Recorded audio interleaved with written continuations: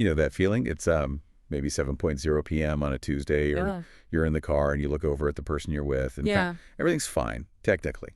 Nobody's yelling, but your stomach just drops because you realize in this way you can't even articulate yet that you're done. It's over. But you're still there, still in the passenger seat. It's one of the loneliest feelings, I think, because on the outside, you're present.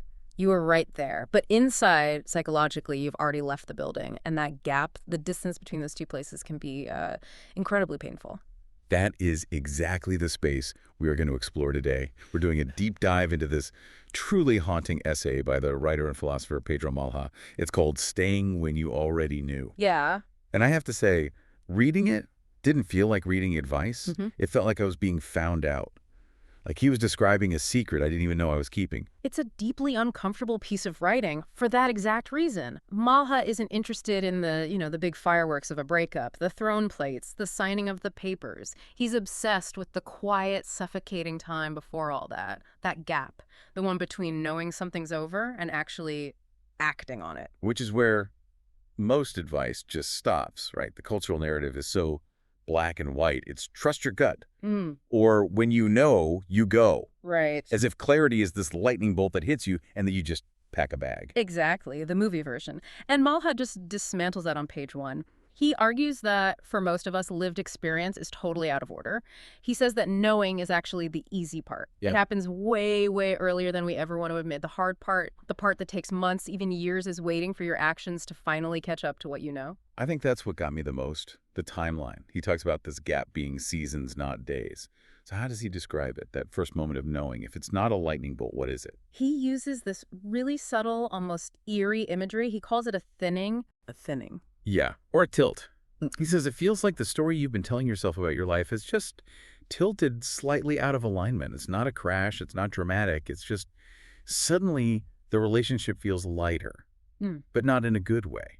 It's like it's lost its density. That is so specific. It's like a picture frame that's crooked on the wall. The picture hasn't fallen. Nothing's broken. But every time you walk by, you get this little hum of annoyance that something is off. Exactly. And because it's just a tilt, you don't feel like you have permission to act. Yeah. Mala points out that in that stage, staying doesn't feel like denial. It feels like responsibility. Well, of course. I mean, if I leave just because I feel a thinning, aren't I just being impulsive? We're taught to work on things. So staying feels like the mature thing to do. You're weighing things. You're being thoughtful. That's the story we tell ourselves, right? We frame it as deliberation. We think we're holding something fragile, and we don't want to put it down because we care. But Malha says that's a trap. He says we aren't deliberating, we're buying time. Buying time for what, though? For clarity to become undeniable. We think if we just wait a little longer, something big will happen that makes the decision for us. We're waiting for the smoking gun, for the lightning bolt. We want the world to force our hand so we don't have to be the villain. Precisely. But here's the bad news for Malha. He says clarity doesn't usually accumulate. In fact, it often erodes. It gets duller over time. What does it mean, it erodes? It changes. It goes from being a sharp, clear thought into what he calls a low-level ache. And the really dangerous part is that we are incredibly good at adapting. We can get used to a low-level ache. It's easier to tolerate that dull, chronic pain than it is to face the sharp, acute pain of blowing up your life. So you settle in. It's terrifying. It's like a kind of emotional paralysis. But I have to ask, isn't this all just cowardice? Part of me read this and thought, okay, but isn't this really just being afraid of being alone? that's the easy answer, yeah. But Malha goes deeper. He acknowledges that fear, but he identifies something much more specific. He calls it the fear of your own timing. The fear of your own timing. Okay, that sounds philosophical. Break that down. It's this deep anxiety that you might be wrong about the moment you choose to leave. You know, you feel this urge, but there's a voice that says, what if I'm walking away 5 minutes before the miracle? What if next week is when things finally soften? What if I'm ending a story that isn't quite finished? Oh, I feel that. It's the gambler's fallacy. I've put so much in, the payoff has to be right around the corner. And society reinforces it. Malha argues we put this moral weight on timing. We see endurance as a virtue. In our culture, leaving too early is a moral failure. You're flaky. You don't value commitment. But staying too long, Now, that's just seen as trying really hard. Right. If you say 3 years too long, people say, well, you gave it your all. Hmm. If you leave 3 months too early, you're a quitter. Exactly. So we would rather burn years of our life than risk the guilt of having left a moment too soon. It's wild. And that leads to this concept that I found the most exhausting part of the whole essay, Mm. the double consciousness. Mm. Because if you're staying, but you know you're leaving, you have to split yourself in two. Yes. This is where the real psychological toll starts. Malha describes this split where you're in the room, you're eating dinner, you're watching the show. But part of you is also standing in the corner of that room just watching yourself perform. God, performing. That's exactly what it feels like. You become an actor in your own life. You have to, because there's this gap between what you know, this is over, and what you're doing, I'll see you at breakfast. Yeah. He calls it a low-level effort to maintain the illusion of continuity. But isn't that just lying? I mean, I'm trying to be sympathetic here, but if I'm making plans for a summer trip that I know deep down I won't be on, I'm deceiving them. It's a heavy question, and Malha suggests it's not exactly lying in like a malicious way. He calls it operating under a provisional version of yourself. A provisional version. That sounds like something a lawyer would say. I wasn't lying, Your Honor. I was merely being provisional. It does, doesn't it?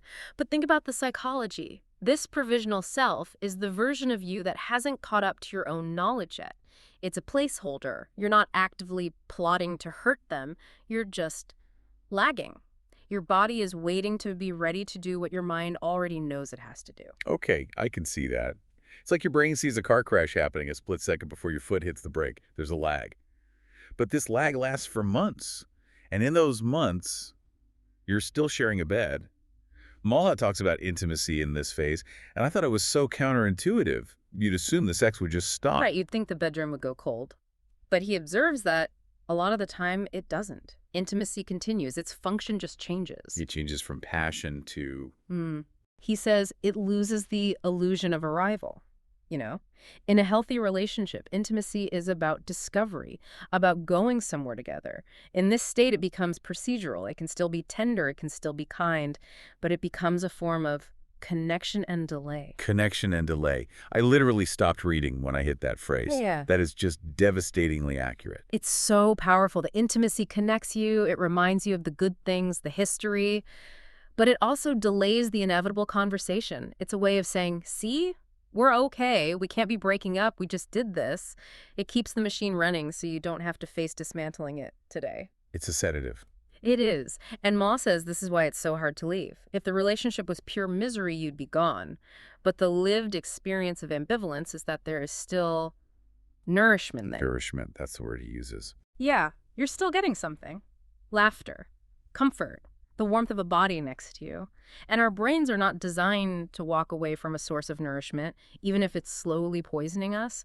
This is what our whole red flag culture just completely misses. We say, have some self-respect, leave if it's bad, but what if it isn't bad? What if it's just over? That's the gray area no one wants to talk about. Yeah. We want a villain.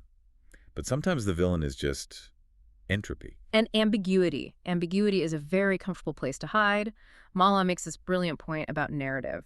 See, leaving requires a story. You have to be able to say, I left because of X. You have to write the ending, but staying keeps the story open. You don't have to decide what it all meant yet. So we stay to avoid the burden of having to write the final chapter. Exactly. But, and this is the pivot in the essay, you can't live there forever without a cost. He talks about the private reckoning. Okay, this is where the bill comes due. What does that reckoning look like? It's not one big explosion. It's an accumulation of what he calls sediment. These tiny little moments that just pile up inside you. Give me an example of the sediment. Okay, the most striking one he gives is the feeling of relief when plans are canceled. You know, you have a date night planned and the other person texts, hey, can we rain check? And your first gut reaction is just a flood of relief. Oof.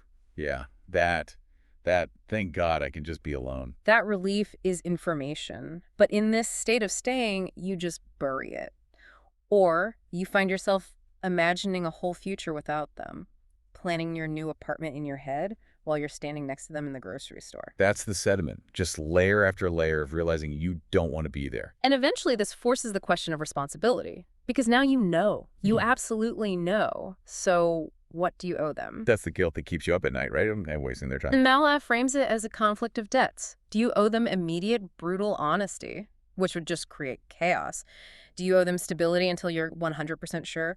Or do you owe yourself an exit before you're sure? It's a no-win scenario. Speak too soon, you're cruel. Wait too long, you're a liar.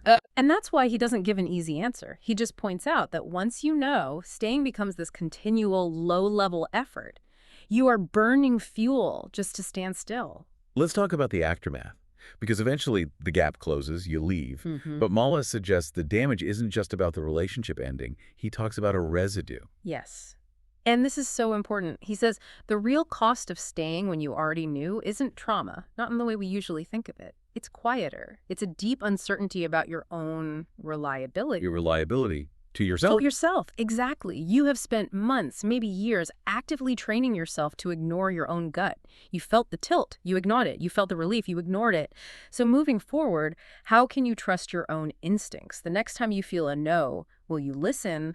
Or will you just start acting in another play for 2 more years? That's the real tragedy. It's not losing the partner, it's losing trust in your own internal compass. You've proven to yourself that you are capable of overriding your own truth. And that breeds a very specific kind of shame. Not just, I failed at love, but shame that you used the other person. Use them how? For comfort, for delay. You knew it was over, but you kept taking their warmth because you weren't ready to be cold yet. You realize, in hindsight, you were warming your hands by a fire you had already decided to put out. Man, that is harsh, but it feels true. We like to frame ourselves as the victim or the hero who tried so hard. Malha forces you to look at the part of you that was just selfish. It's the gray area again. You were patient and kind, Yes. but you were also cowardly and self-protective. Both things are true. And holding that complexity is what he says is the real burden. You don't get a clean story. So there's no clean story. What's the lesson here? Why write this? I think the lesson, if there is one, is simply awareness. He's not trying to solve ambivalence. He's just trying to describe it accurately so we don't feel so alone and crazy when we're in it. He's giving us a map of the territory. A map of the territory? Exactly. The result of reading this isn't that you'll suddenly become this decisive person who leaves at the first sign of trouble. The result is that next time you feel that thinning, you'll recognize it. You'll have a name for it. You'll recognize the double consciousness. You'll catch yourself performing. You might not act any sooner. The gap might still be there. But you will be aware of the gap. And Malha seems to suggest that awareness is the only thing we can really ask for. We learn our own tolerance for ambiguity. We learn, as he says, how long we can live in the in-between.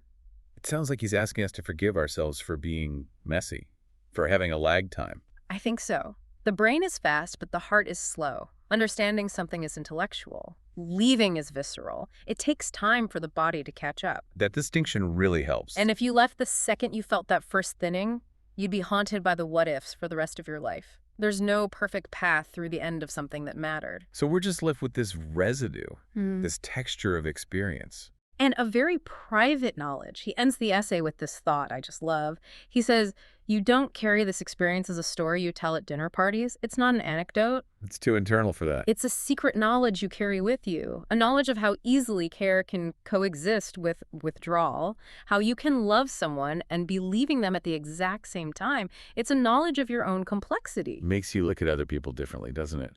You see a happy couple at a restaurant. And you wonder. You wonder if one of them has already left, if one of them is living in the gap right now, watching the movie of their own life, just waiting for the credits to roll. That is profoundly unsettling. Yeah.